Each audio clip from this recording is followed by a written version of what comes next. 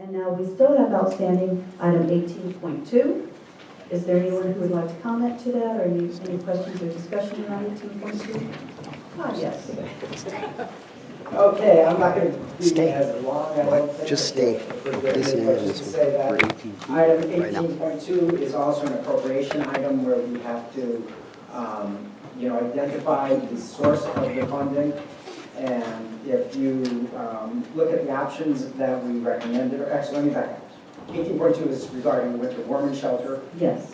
in Salinas, which will be on 111 West Alisal, where the public defender portables are.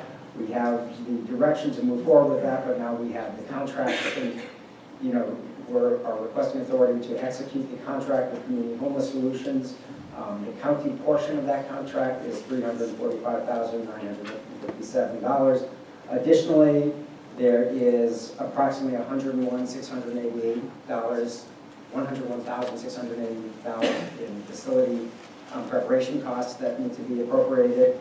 And so we are asking both for authority to execute the contract with Community Homeless Solutions and also for appropriation authority. The remaining amount from the Community Power Fund is $162,500. That leaves a remaining difference of $285,145.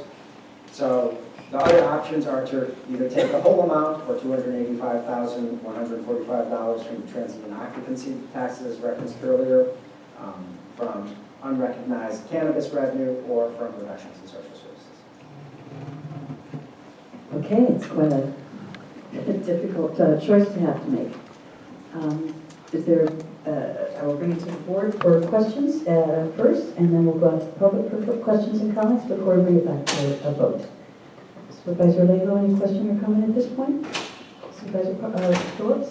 Yeah, I noticed we're putting up the building and we're fixing it up, but yet we're paying $345 and the city's paying $254. How did we get to that? The city had available their emergency shelter grant, and so they are putting the full amount of the remaining emergency shelter grant funding into the program. And this is consistent with the MOU that was adopted earlier with the city committed up to $250,000. And I believe actually, is Anastasia still here? I believe there's $270,000 total, because there's some other elements that might not be in the board report. Am I remembering right? It's administrative fees that the city will need. Okay. Yes. I'm sorry, could you please repeat that? She said there are administrative fees around the contract management that the city also needs to, I'm assuming it's around contract management that the city is retaining for the project. So it's basically $600,000 for 6 months, and so that kind of looks like but are we? Is that providing food for the people? That includes 4 nights a week where the food is being sourced through Dorothy's Place, and 3 nights a week where it is donated from typically local faith organizations. It also includes 24-hour security around the facility so that we can address some of the food concerns that are listed. And that's food for how many people? It's food for up to 70. Okay, so $4 a meal is the rough cost. Okay, but if you said there's only 30 people in there, we don't get charged that amount. That would be correct. Our contracts are based on actual expenses, not based on what's the budgeted expense. Just wanted to clarify that the vendor for the food is the Victor Mission. Thank you. Kitchen is Victor Mission, and they're going to bring food for as many residents are on the shelter, but then in the morning they'll bring some breakfast items that they can just take with them when they leave the shelter. Thank you. Thank you. Supervisor Salinas, any comment? No comments other than in terms of when we have the options to look at. I certainly would be supportive of using the unrecognized cannabis revenue for this. This is an emergency. This has come up, and I would think of those additional revenues. We ought to use those. That's exactly what some of the other discretionary money is available to use it for. We certainly have, in terms of the TOT issue, we'll have to have a discussion later on in terms of changing that formula that we worked on. Again, I say this because we even have potential to lose revenue next year with SB 1 or 2 gets put away. So I'm very concerned about taking what we prioritized in the past. And for my district, it's about public safety. Some of our roads are in bad shape. If we don't fix them, we'll have some issues with that. So that would be my only comment on this issue. But other than that, supportive. Thank you. Thanks. Madam Chair, actually, Anastasia wants to clarify something as well. So Yeah. Okay, I'm going to thank you. smoke. No. I just wanted Could you to, identify yourself, please? I'm Anastasia Wyatt, City of Salinas. Thank you.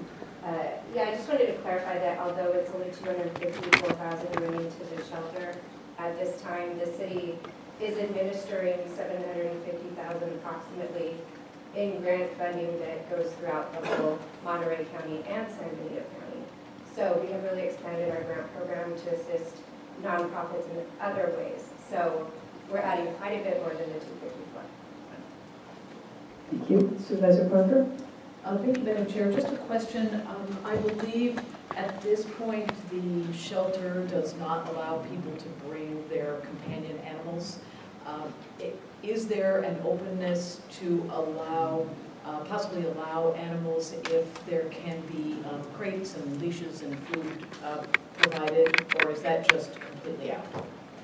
I don't, goodness. The provider is not equipped to do that. The last time the shelter was open at San Luis Market, that was a problem, and it continues to be a problem.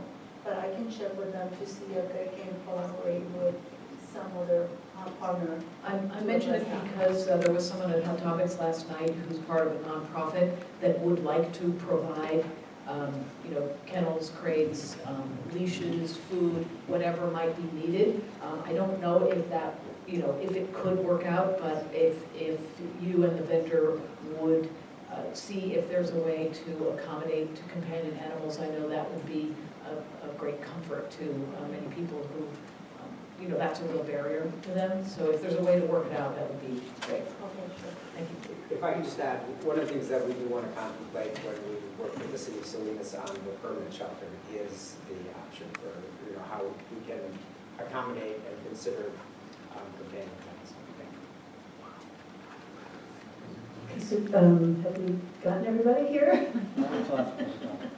Okay. Is there any member of the public that would like to comment on item 18.2? Hi, Becky Johnson of the Salinas Monterey County Homeless Union. There is a critical need for shelter for homeless people in Monterey County. You have a number of different funding options. I personally like the cannabis taxes being used for sheltering homeless people. That has a lot of personal appeal to me. I also wanted to recommend that we considered a program up in Santa Cruz County of raising the TOT by 1% and then providing to the motel owners the option of paying that tax in kind, so they could provide vouchers for their motel rooms and to homeless people, which is a far better option, by the way, than a place in a shelter, and services people much better. We have, because of the amount of tourists that we have in this area, we have a glut of empty motel rooms in the winter when we need the shelter the most. And that might be another option you want to consider. Please find the funding, it's your job. I'll fire again. I was just thinking less cost using police force to harass these people, which is really victimless crime. I would like to know that, the law enforcement are more out there taking care of real criminals instead of harassing people that are not really hurting anybody. What's the crime? That their RV may not look good. A lot of them, as I always check, because I'm the representative, I always go to everybody, make sure their vehicles are not leaking, stuff are not outside of their vehicle, and it's presentable, and it's running, legal.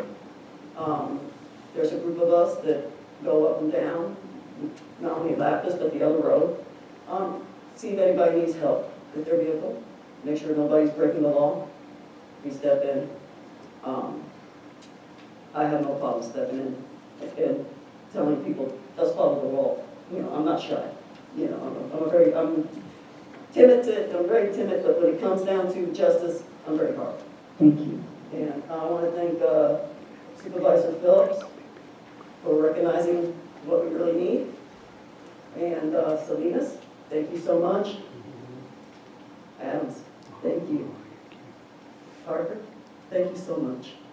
I'm always afraid to mispronounce your name, that's why I say it for last. Sorry. I don't have that, over there, but anyway, thank you. Thank you guys, And thank you so from my heart, much. I want to wish you all Thanksgiving. Thank you. A happy Thanksgiving. Hi, West Weiss, Lewis resident, president of the Salinas Homeless Union.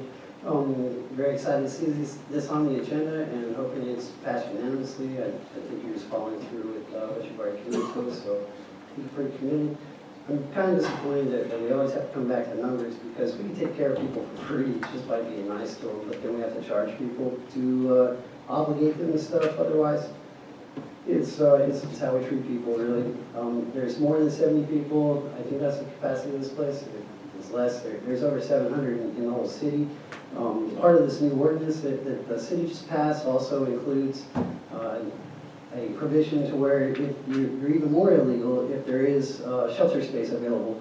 Yet, if you're not within a few blocks, I mean, you have to be in the same neighborhood as the shelter to really be able to utilize it because there's a whole routine that goes on in the day, which is kind of part of the problem with this 10 to 6 thing.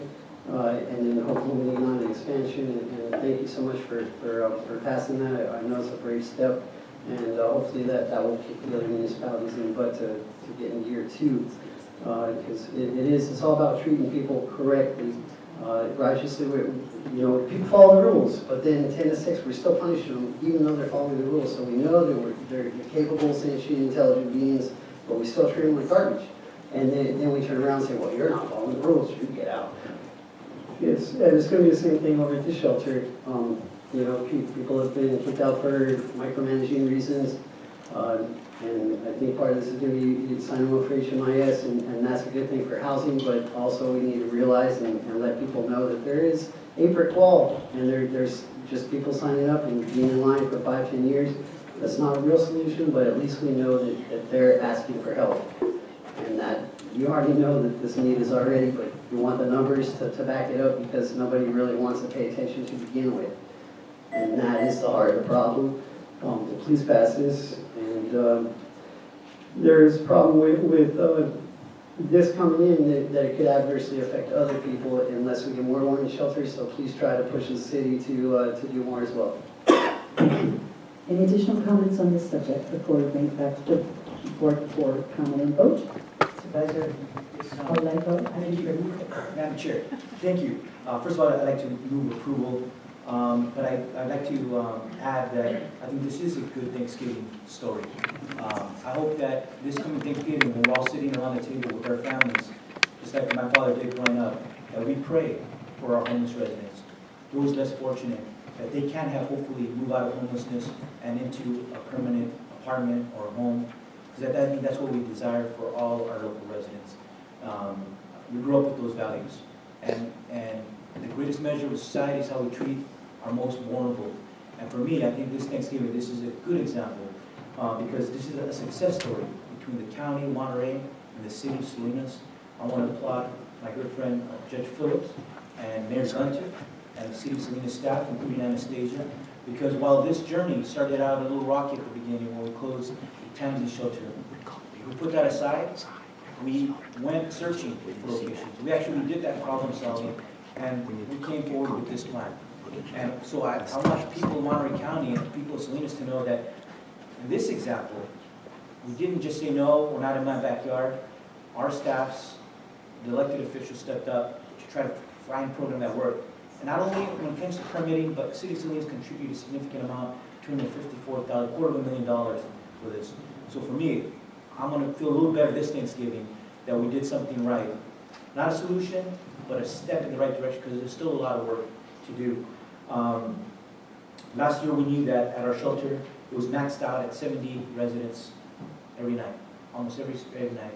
20 of those were young kids, mostly little girls from the ages of 2 to 13 years old. That's who was utilizing our shelter.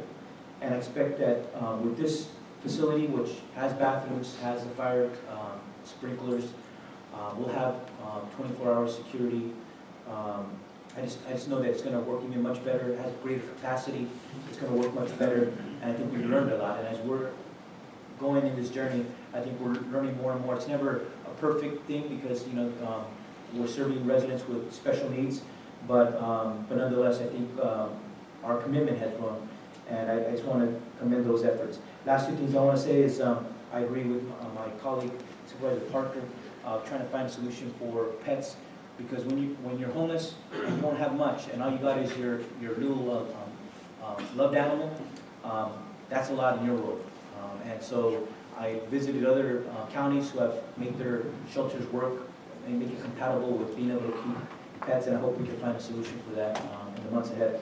And lastly, just on the funding side, I think we also had left open in our budget committee the Fund 401, at least that's additional funds that haven't been allocated, and that could certainly be used for the facilities part of any work that needs to be done at the shelter. So that's just an additional funding source that I direct or include in my motion to be available, Fund 401, for facilities maintenance in my motion, just as one additional option. Thank you for your comments, but I just would like to make one modification, although I agree with what you, with everything you've said up until the funding part. And that is that we decided as a board that we would put the cannabis funding into an assignment account. And we did that so that any decision we made about how cannabis dollars were to be spent would be viewed by the public and would be absolutely transparent.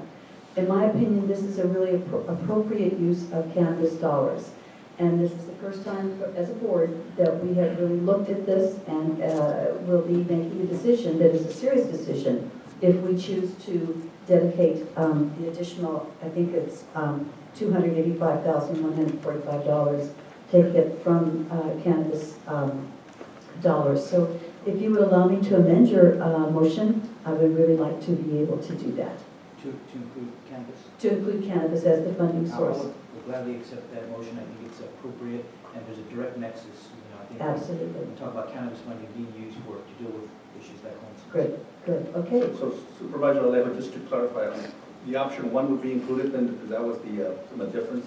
First, yes, And community then the monitoring, rest from option community three, power. the Yeah, combination to get to the. correct. So we've got community power for 162,500 and cannabis for 285,145. Did you get a second? I'm the second. Oh, okay. So now He's the first, I'm the second. All in favor, say aye. Thank you. And with that, we will close. And Madam Chair, if I could just comment that I Yes. really appreciate the work that's gone into finding the site. It wasn't easy, and moving this along, and I look forward to bringing a shelter forward on the Monterey Peninsula that the county can participate with. So, Thank you very much. Let's hope we one can good do dream. so. Thank you very much. And thank you, Mr. Robinson. Here's to you, Mr. Robinson. Thank you very much for all of the work and the time that you have put into this issue. This whole issue just... and Margarita, thank you so much, Mr. Robinson. Thank you.